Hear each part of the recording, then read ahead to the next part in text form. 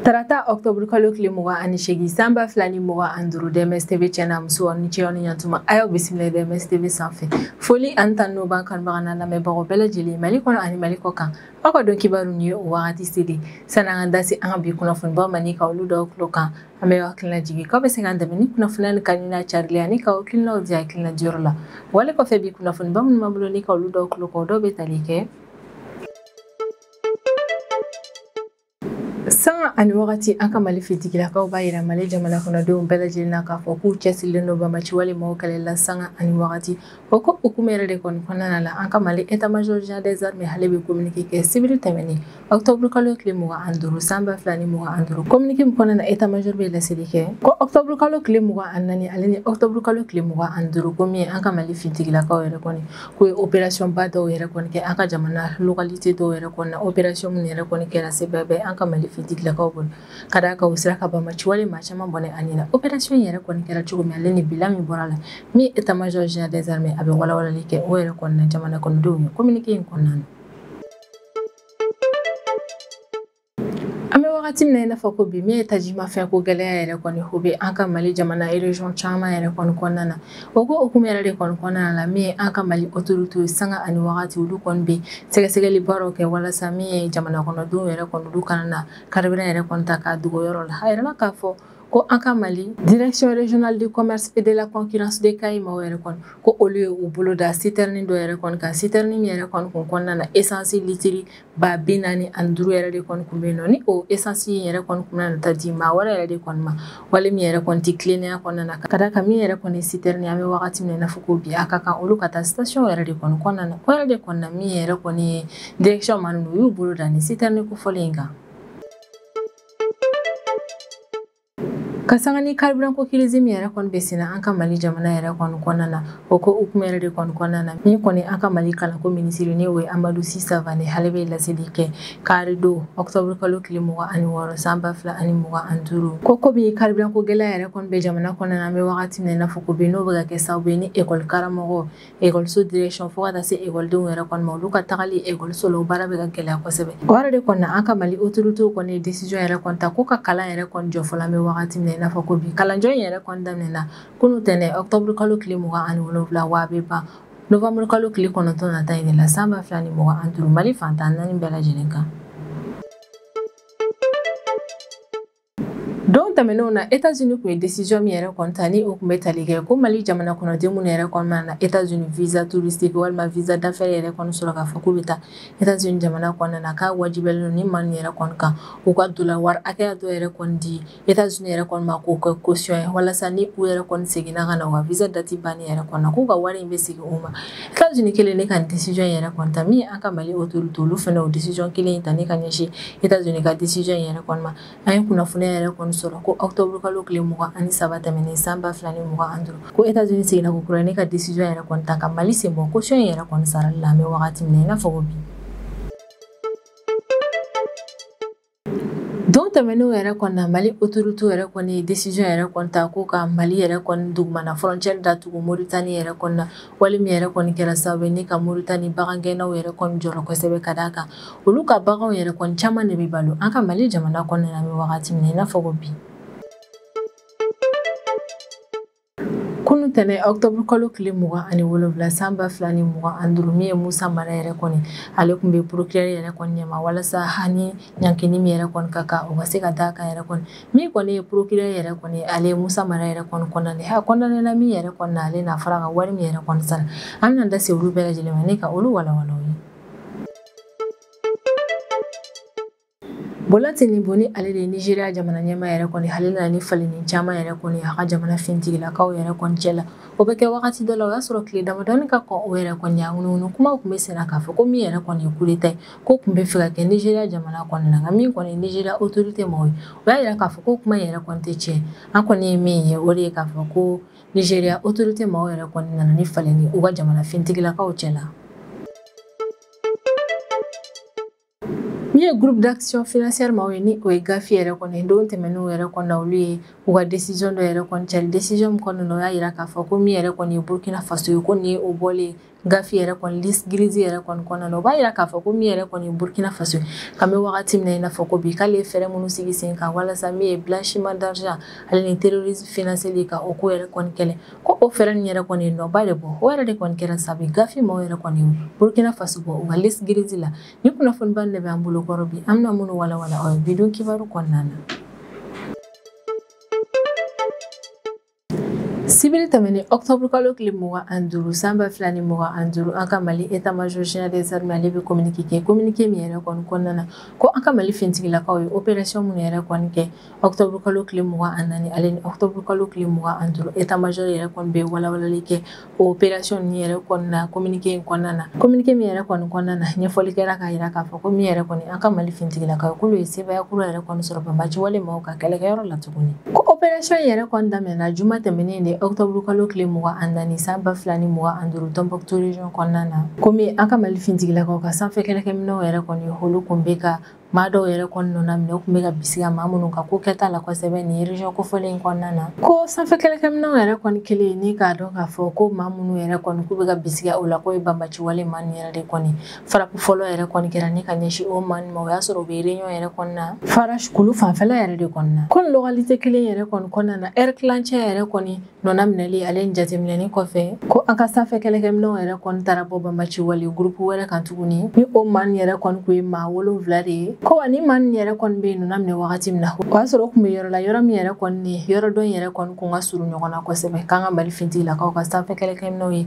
farapu kɛ ni ka ɲɛsin ni maa nin yɛrɛ kɔni ma wale min kɛra sabu ni k'u bɔnɛ o nin na ko opération filanan yɛrɛ kɔni kɛra sibiri tɛmɛnen de octobre kalo tile 25 san 2025 ni don kofɔlen yɛrɛ kɔni na k'an ka Mali fintigilakaw ka sanfɛ kɛlɛkɛminɛw olu y'u ka lakɔlɔsili baaraw yɛrɛ kɔni caya Mopti région kɔnɔna na kosɛbɛ ko don kofɔlen na an ka Mali fintigilakaw ka sanfɛ kɛlɛkɛminɛw olu kɔni kun bɛ lakɔlɔsili baaraw yɛrɛ kɔni na Mopti ji sanfɛlaw ale ni sirabaw yɛrɛ kɔni kan ko ka sanfɛ kɛlɛkɛminɛw to u ka o lakɔlɔsili baara yɛrɛ kɔni na u taara bɔ banbaci wale jɛkulu maa dɔw yɛrɛ kɔni kan minnu kun bɛ ka barigonba dɔw yɛrɛ de kɔni ladon kurun kɔnɔna na ko na localité la ni nin yɔrɔ kofɔlen bɛ Mopti région de kɔnɔna na ko kabini an ka Mali fintigilakaw yɛrɛ kɔni taara bɔ banbaci wale maa ninnu ɲɛ gannen yɛrɛ kɔni kan u bɛ ka ni barigonbaden ninnu yɛrɛ kɔni ta k'u ladon kurun kɔnɔna na komi an ka sanfɛ kɛlɛkɛminɛw olu ye farapu kɛ ni ka ɲɛsin maa nin ma wale min kɛra sabu ni ka u bɔnɛ o nin na ni état major général des armées ye communiqué in yɛrɛ kɔni kɔnɔna na a bɛ foliba kɛ ni ka ɲɛsin an ka Mali fintigilakaw ma kɛrɛnkɛrɛnnenya la minnu sen donna nin opération in na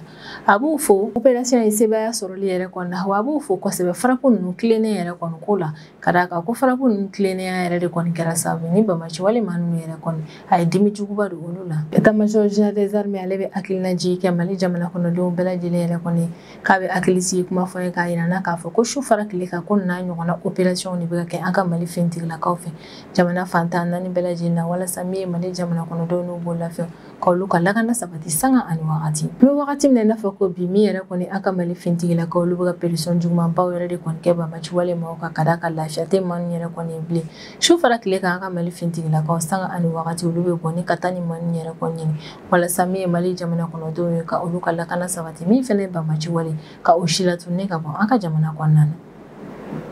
Kayi direction régionale du commerce et de la concurrence ma ko kari tɛmɛnen octobre kalo tile 26 san 2025 k'olu sera ka u bolo da camion citerne dɔ kan camion citerne min yɛrɛ kɔni kun sen don bɛ carburant dɔ détournement yɛrɛ kɔnɔna ni région kofɔlen in kɔnɔna na ko Kayi direction régionale du commerce et de la concurrence ka brigade ma k'olu bolo da ni citerne min yɛrɛ kɔni ka citerne yɛrɛ kɔni kɔnɔna na gasoil litre 45 yɛrɛ de kɔni kun bɛ yen nɔ ni maa yɛrɛ kɔni kun bɛ fɛ ka fɛɛrɛ latigɛ ni ka ni gasoil yɛrɛ kɔni détourner ka taa n'a ye yɔrɔ wɛrɛ la a kun man kan tɛ ka taa yɔrɔ min yɛrɛ kɔnɔna na kabini Kayi brigade ma yɛrɛ kɔni sera ka u bolo da ni citerne yɛrɛ kɔni ka u ye sɛgɛsɛgɛli baaraw yɛrɛ kɔni kɛ sɛgɛsɛgɛli baara fɔlɔ mun yɛrɛ kɔni kɛra olu y'a yira k'a fɔ ko min yɛrɛ kɔni ye ni citerne kofɔlen ye ko dɔ de kun ye a kɔnɔnafɛnw san ko citerne yɛrɛ kɔni n'a kɔnɔfɛn kun feerela maa min yɛrɛ kɔni ma o maa kelen in fɛnɛ tilala ka citerne n'a kɔnɔfɛn feere mɔgɔ wɛrɛ ma tuguni wale min yɛrɛ kɔni kɛra sababu ye ni citerne ale kun kan ka don da min yɛrɛ kɔni fɛ maa ninnu kun bɛna na a bɔ o da in yɛrɛ kɔni fɛ wa kun kan ka feere prix min yɛrɛ kɔni na maa ninnu kun bɛ fɛ ka fɛɛrɛ latigɛ ni k'a caya ka tɛmɛ o kan walasa ka se k'a feere sɛgɛsɛgɛli baarakɛlaw yɛrɛ kɔni kabini u y'u bolo da citerne yɛrɛ kɔni kan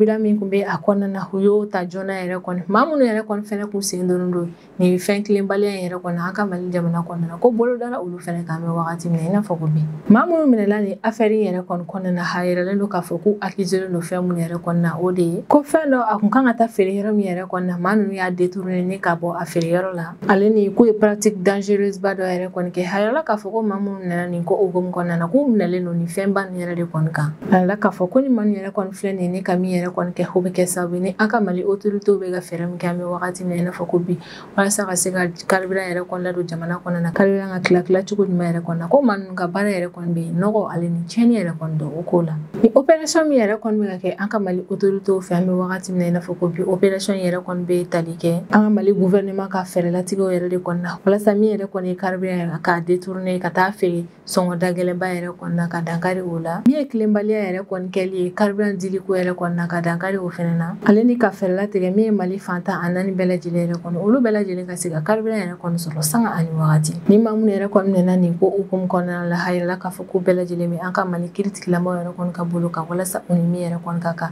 don n'a nataw la o kɔni bɛ da o kan ni wagati yɛrɛ kɔnɔ an bɛ ladilikan di bɛɛ lajɛlen yɛrɛ kɔni ma ko jamana yɛrɛ kɔni bɛ crise min kɔnɔna na an bɛ wagati min na i n'a fɔ ko bi a ka kan bɛɛ lajɛlen yɛrɛ kɔni ka i tanga nin ko sugu nin yɛrɛ kɔni kɛli ma min yɛrɛ kɔni ye essence ye walima gasoil yɛrɛ kɔni ale feerebagaw yɛrɛ kɔni ye station tigiw yɛrɛ de kɔni ye o yɛrɛ de kɔni na laɲini n'o jamana kɔnɔdenw bɛɛ lajɛlen yɛrɛ kɔni fɛ min ye k'a fɔ k'i bɛ citerne ye walima gasoil tajimafɛn wɛrɛ yɛrɛ kɔni sa k'a fɔ k'i bɛ taa feere sɔngɔda yɛrɛ kɔni na k'i ka dabila ka d'a kan autorités cɛsirilen bɛ baara la a maaw yɛrɛ kɔni minɛli la n'u kɔni y'u tɛgɛ da i kan don min yɛrɛ kɔni na k'i ni ɲankili yɛrɛ kɔni bɛ ɲɔgɔn na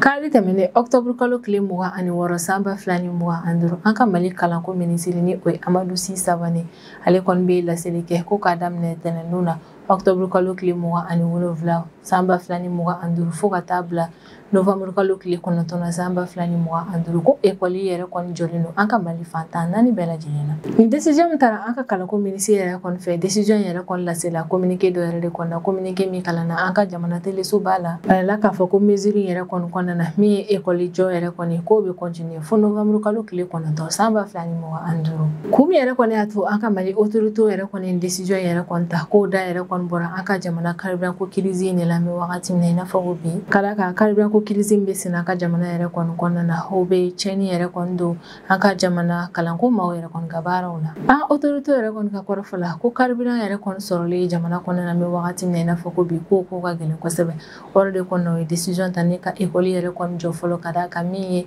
école karamɔgɔw écoledenw fo ka taa se écoleso direction maaw yɛrɛ kɔni ma ko ninnu bɛɛ lajɛlen mako bɛ carburant de la walasa ka se ka taa baarayɔrɔ la ko n'a dun tɛ ka sɔrɔ yɛrɛ kɔni a ma nɔgɔ u ma k'a fɔ k'u bɛ taga baarayɔrɔw la a yɛlɛ k'a fɔ ko nin décision yɛrɛ kɔni bɛ an ka Mali kalanko bɛɛ lajɛlen yɛrɛ de kɔni ɲɛsira la sanfɛ écoleso fo ka taa se dugumana maaw yɛrɛ kɔni ma ko si yɛrɛ de kɔni tɛ taa école la an bɛ wagati min na i n'a fɔ ko bi o yɛrɛ de kɔni na kalanko minisiri ale ni sanfɛ kalanso minisiri yɛrɛ kɔni u bɛɛ lajɛlen bɛ laseli kɛ écoledenw écoleden somɔgɔw école karamɔgɔw écoleso direction maaw fo ka taa se écoleso partenaire yɛrɛ kɔni ma u b'a lase u bɛɛ lajɛlen yɛrɛ kɔni ma ko baarajɔ yɛrɛ kɔnɔna na kɛ an bɛ wagati min na i n'a fɔ ko bi fɔlɔ ko ni kow yɛrɛ kɔni taara u tacogo yɛrɛ kɔni na min ye baarajɔ in yɛrɛ kɔni danbe kari o la novembre kalo tile 9 o la baaraw yɛrɛ kɔni bɛ daminɛ novembre kalo tile 10 san 2025 ni o bɛ bɛn tɛnɛ de ma ko walasa ni école jɔ min yɛrɛ kɔnɔna na kɛ an ka jamana yɛrɛ kɔni kɔnɔna na ka se ka dɔ bɔ o tiɲɛni yɛrɛ kɔnɔna na an ka écoleso maaw yɛrɛ kɔni yɔrɔ la min an ka minisiri fila ninnu yɛrɛ kɔni u y'a yira k'a fɔ k'u bɛ ka fɛɛrɛw latigɛ an bɛ wagati min na i n'a fɔ ko bi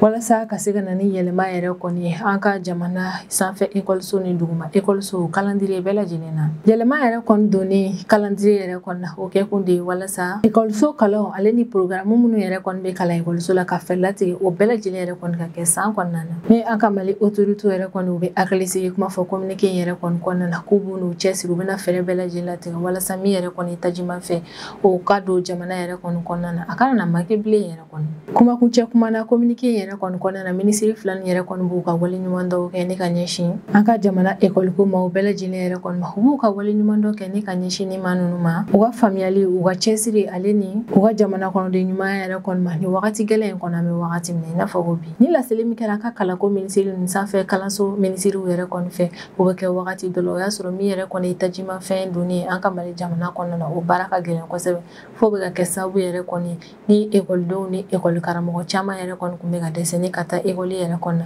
min yɛrɛ kɔni an ka jamana jamana kɔnɔdenw caman ye an ka Mali autorités fo ka décision in na kosɛbɛ kala ka ko décision in ɲɛna k'a kun ka ka école yɛrɛ kɔni kun ka jɔ nin wagati in na ko ɲɛtɛ min yɛrɛ kɔni ye écoledenw ale ni école karamɔgɔ k'u kun tɛ ka se ka taa écoleso yɛrɛ kɔni na bilen.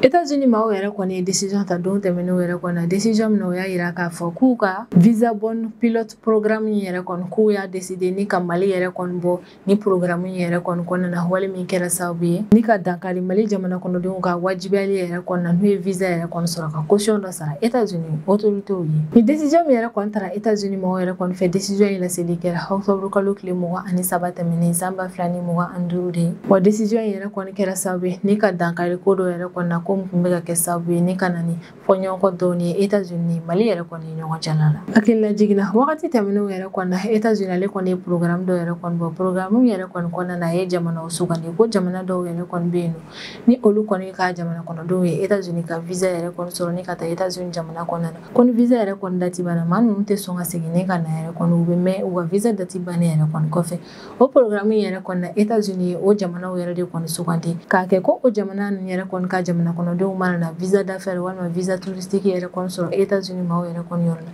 k'a ka ka u ka caution dɔ yɛrɛ kɔni sara États-Unis maaw ye ko caution yɛrɛ kɔni bɛ sara k'o kɛ garantie yɛrɛ de kɔni nka n'i kɔni seginna i ka visa yɛrɛ kɔni dati banni wagati yɛrɛ kɔni min ye nin wari kofɔlen ye k'a bɛ segin i ma ko kura ye o ko in yɛrɛ de kɔni hukumu kɔnɔna la min kun ye Mali ye États-Unis kun y'o sugandi ni ka o fara jamanaw yɛrɛ kɔni ka minnu ka jamana kɔnɔdenw kun bɛ nin caution yɛrɛ kɔni sara wajibiya la o wagati yɛrɛ kɔni na kabini États-Unis ka maaw kɔni décision in ta min yɛrɛ kɔni an ka Mali autorités yɛrɛ kɔni olu ye jaabi telima kɛ ni ka ɲɛsin a ma m'u sigi ni ka ko in lajɛ dɔrɔn an ka Mali autorités fɛnɛ décision yɛrɛ kɔni ta ko États-Unis ka jamana kɔnɔden minnu fɛnɛ bɛ yen nɔ k'olu bɛ na an ka Mali jamana kɔnɔna na k'a wajibiyalen don fɛnɛ ka u ka ɲɔgɔnna caution yɛrɛ kɔni sara Mali autorités ye an kɔni y'a ye k'a fɔ ko an ka Mali autorités yɛrɛ kɔni kelen ni ka réciprocité yɛrɛ de kɔni labara ni o kɔrɔ de ye k'i ye min yɛrɛ kɔni kɛ Mali la Mali fɛnɛ bɛ o ko kelen yɛrɛ kɔni kɛ i la an y'a ye k'a fɔ ko yɛrɛ de kɔni kɔfɛ États-Unis ale ye décision yɛrɛ kɔni ta ni ka nin caution ko yɛrɛ kɔni wuli ni ka bɔ Mali kan ala k'a fɔ ko yɛrɛ kɔni kelen ko o bɛ kɛ sababu fɛnɛ ni Mali fɛnɛ ye décision min yɛrɛ kɔni ta États-Unis kama ale fɛnɛ ka décision yɛrɛ kɔni fɛnɛ bɛ wuli États-Unis ka maaw ye o mise à jour laban min yɛrɛ kɔni kɛ o mise à jour yɛrɛ kɔni an y'a ye k'a fɔ Mali kɔni tɛ jamana ninnu fɛ bilen minnu bɛ caution wɛrɛw yɛrɛ kɔni sara jamana minnu yɛrɛ kɔni bɛ yen nɔ a bɛ wagati min na i n'a fɔ ko bi k'olu ka jamana kɔnɔdenw bɛ caution yɛrɛ kɔni sara États-Unis n'u bɛ taa États-Unis jamana kɔnɔna na o jamanaw ye Mauritanie Tanzanie Gambie Malawi ale ni Zambie yɛrɛ de kɔni ye États-Unis kelen ni ka nin caution yɛrɛ kɔni wuli ka bɔ Mali yɛrɛ kɔni ka o bɛ kɛ sababu ye ni Mali jamana kɔnɔdenw yɛrɛ kɔni ka don ni États-Unis jamana kɔnɔna na ka o nɔgɔya dɔɔni wa a bɛ kɛ sababu yɛrɛ kɔni ni a kun bɛ i n'a fɔ fɔɲɔgɔnkɔ dɔ kun bɛ na tɛmɛ États-Unis Mali yɛrɛ kɔni ɲɔgɔn cɛ la ka fɔɲɔgɔnkɔ in yɛrɛ kɔni wuli ka bɔ yen nɔ an kɔni bɛ wagati min na i n'a fɔ ko bi décision yɛrɛ kɔni jara Mali jamana kɔnɔden caman ye ka d'a kan caman y'a yira k'a fɔ ko jamana yɛrɛ kɔni kɔnɔna na k'a kan ka kɛ tantɔ de n'i kɔni ye décision min ta ne ka ɲɛsin maa dɔ yɛrɛ kɔni ma a tigi k'o décision kelen yɛrɛ kɔni ta ne ka ɲɛsin o ma caman y'a yira k'a fɔ ko komi Mali fɛnɛ ye décision kelen ta ka ɲɛsin États-Unis kama ko yɛrɛ de kɔni na États-Unis décision ta ne ka Mali yɛrɛ kɔni bɔ jamana ninnu na min bɛna na wari yɛrɛ kɔni sara diyagoya la don tɛmɛnenw na an ka Mali autorités ye décision ta ko min ye an ka jamana dugumana frontière min bɛ ani Mauritanie ɲɔgɔn cɛla yɛrɛ kɔnɔna ko min ye Mali ka frontière yɛrɛ kɔni datugu Mauritanie na wale yɛrɛ kɔni kɛra sababu ye ni ka Mauritanie bagangɛnnaw yɛrɛ kɔni jɔrɔ kosɛbɛ o de kɛra sababu ye bagangɛnna nin ye wulimada kɛ ni ka ɲɛsin Mauritanie autorité mɔgɔ yɛrɛ kɔni ma k'u ka fɛɛrɛ latigɛ an bɛ wagati min na i n'a fɔ ko bi walasa nin ko in yɛrɛ kɔni kana na tiɲɛni don olu kunna an ka Mali autorités yɛrɛ kɔni ka kɔrɔfɔ la ko lakanako sababuya yɛrɛ kɔni na ale ni banbaci wale kɛlɛli ko yɛrɛ kɔni na ko min ye an ka Mali autorités yɛrɛ kɔni ye k'olu ye décision ta ko an ka dugumana frontière min bɛ ani Mauritanie yɛrɛ kɔni ɲɔgɔn cɛ la ko nin y'o datugulen ye Mauritanie na o wale yɛrɛ kɔni dun bɛ kɛ sababu ye ni bagangɛn min yɛrɛ kɔni bɛ Mauritanie ni Mali yɛrɛ kɔni ɲɔgɔn cɛ la ka gɛlɛya yɛrɛ kɔni don o ko kɔnɔ kosɛbɛ ka sanga ni situation in yɛrɛ kɔni Mauritanie bagangɛnnaw yɛrɛ kɔni bɛ wulimada kɛ ni ka ɲɛsin Mauritanie autorité ma yɛrɛ kɔni ma k'u ka fɛɛrɛ latigɛ u ka solution yɛrɛ kɔni sɔrɔ ni gɛlɛya na ɲɔna a kana na taa ka bolodan kɛ ka d'a kan ko Mauritanie jamana kɔnɔna na bagan minnu yɛrɛ kɔni bɛ yen nɔ n'i y'a ta 100 sara la 70 ale ni dɔɔni o bɛɛ lajɛlen yɛrɛ kɔni bɛna balo an ka Mali jamana de kɔnɔna na nin ko yɛrɛ kɔni kɔfɛ Mauritanie ka bagangɛnnaw yɛrɛ kɔni bɔra ni ka conférence de presse dɔ yɛrɛ kɔni kɛ conférence de presse min yɛrɛ kɔni kɔnɔna na o b'a yira k'a fɔ ko kabini wagati tɛmɛnenw na olu bagangɛnnaw kɔni y'a dɔn k'a fɔ ko nin situation in bɛ nalen ko olu y'a dɔn k'a fɔ ko ka sanga ni Mali ka lakanako lahalaya yɛrɛ kɔni ko a mɛnna a janyana yɛrɛ kɔni min ye Mali ye a bɛ sɔn k'a ka frontière yɛrɛ kɔni datugu olu ka yɔrɔ la ko wa wagati la olu ye diɲɛ kuma bɛ fɔ Moritani autorité ma k'u ka fɛɛrɛ latigɛ ko in yɛrɛ kɔnɔna na ko nka olu ɲɛ b'a la bi k'a fɔ ko fɛɛrɛ yɛrɛ kɔni ma kɛ k'ali n'a sɔrɔ fɛɛrɛ latigɛra nin ko in na ko fɛɛrɛ nin yɛrɛ kɔni ma labɔli kɛ ko an dun bɛ wagati min na i n'a fɔ ko bi k'olu yɛlɛla ni u ka baganw ye Moritani ka ban yɛrɛ kɔni ko bin ale ni ji fitinin minnu yɛrɛ kɔnɔna na Moritani olu bɛ taa o yɛrɛ de kɔni ko nka o ti mɛn yɛrɛ kɔni ko sɔnni sa i b'a ye k'a fɔ o bin ni o ji nin bɛɛ lajɛlen yɛrɛ kɔni bɛ ja ka bɔ yen n'o dun kɛra a wajibiyalen don olu kan u ka bɔ n'u ka baganw ye Moritani ka na ni u ye Mali jamana kɔnɔna ko ni Mali dun ye frontière yɛrɛ kɔni datugu k'o bɛ kɛ sababu yɛrɛ kɔni olu ka bagan kilancɛ bɛɛ yɛrɛ kɔni bɛ sa k'a bɛ se ka kɛ yɛrɛ olu ka bagan bɛɛ yɛrɛ kɔni bɛ sa fɛnɛ wale min bɛ kɛ sababu ye ni tiɲɛniba de bɛ don olu kunna o yɛrɛ de kɔni bɛ laɲini kɛ u ka autoritéw fɛ k'u k'u teliya u ka fɛɛrɛ dɔ yɛrɛ kɔni ɲini nin ko in na ɲɔna a kana na taa ni ka boloda yɛrɛ kɔni kɛ nka min yɛrɛ kɔni an ka Mali autoritéw yɛrɛ kɔni olu y'a yira k'a fɔ ko min yɛrɛ kɔni ye dugumana frontière ye ko nin y'o datugulen Moritani na fɔlɔ kunun tɛnɛ octobre kalo tile 27 san 2025 min ye Musa Mara ni ale an ka Mali premier ministre kɔrɔ dɔ yɛrɛ kɔni ale tun bɛ an ka Mali pôle national de lutte contre la cybercriminalité maaw yɛrɛ kɔni ɲɛma walasa ani ɲɛkile min yɛrɛ kɔni ka kan o ka se ka d'a kan hakilila jiginna août kalo tile fɔlɔ tɛmɛnen de san 2025 mana dépôt yɛrɛ kɔni dara an ka nin premier ministre kɔrɔ in yɛrɛ kɔni kan a yɛrɛ k'a fɔ ko o mana dépôt yɛrɛ kɔni kɔfɛ ko septembre kalo tile 29 tɛmɛnen san 2025 a ka audience dɔ yɛrɛ kɔni kunbɛn ni o audience yɛrɛ de kɔni kɔfɛ min yɛrɛ kɔni ye kiiritigilamaw yɛrɛ kɔni olu y'a yira k'a fɔ k'u bɛna Musa Mara ka verdict yɛrɛ kɔni di a ma tɛnɛn tɛmɛnen de octobre kalo tile 27 san 2025 a yɛrɛ k'a fɔ ko Musa Mara ka verdict yɛrɛ kɔni kɔnɔna na ko min yɛrɛ kɔni ye kiiritigilamaw ye u ye Musa Mara yɛrɛ kɔni condamné san 2 kaso kɛli yɛrɛ de kɔnɔna ko san 2 in yɛrɛ kɔnɔna san 1 a b'o kɛ wajibiya yɛrɛ kɔnɔna san 1 tɔ in kɔnɔna na a bɛ se ka liberté provisoire yɛrɛ kɔni fɛnɛ ɲini k'o fɛnɛ tɛmɛlen yɛrɛ kɔni kɔfɛ Musa Mara ale bɛ 100 yɛrɛ kɔni sara k'o kɛ amande yɛrɛ kɔni ko nka o n'a tɔw ta yɛrɛ kɔni ni ma kofɔlen yɛrɛ kɔni datugulen bɛ to kaso la mɛ wagati min na i n'a fɔ bi ni procès ko yɛrɛ kɔni kɔnɔna na a yirala k'a fɔ ko min ye Musa Mara yɛrɛ kɔni ko kiiritigilamaw yɛrɛ kɔni sɔnna ma k'a fɔ ko a bɛ ka ɲanki ko min yɛrɛ kɔnɔ ko a ye o ko kɛ o yɛrɛ de kɔnɔ o y'a kɔnɔna san 2 kaso kɛli ale ni 100 yɛrɛ kɔni sarali la ni ne bɛ dan sigi an ka bidon kibaru la an b'an kanubaga n'a lamɛnbagaw bɛɛ lajɛlen fo Mali kɔnɔ ani Mali kɔ kan an bɛ hakilina jigin k'aw bɛ se k'an dɛmɛ ni kunnafoniya ni kanni n'a carili ani ka hakilinaw di hakilina diyɔrɔ la wale kɔfɛ an b'a fɔ a ɲɛna ko aw k'an bɛn a ɲɔgɔnna wɛrɛ ma